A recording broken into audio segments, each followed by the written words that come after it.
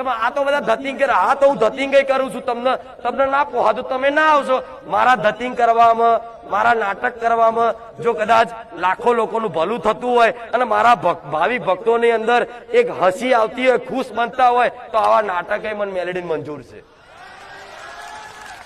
આ કહી દે તો જાહેરમાં કેવું, આ તો પાખંડ કરે, ધતિંગ કરે અને શ્રદ્ધા પેલા તો હા હું જાહેરમાં એવું કઉ છું કે આ પાખંડ તમે સમજતા હોય તો તમારા માટે છે, નાટક સમજતા હોય તો બોલવા વાળા તમારા માટે છે, પણ મારા લાખો ભાવિક ભક્તોનું ભલું થતું હોય ને તો આવા નાટક મને હારા લાગે છે.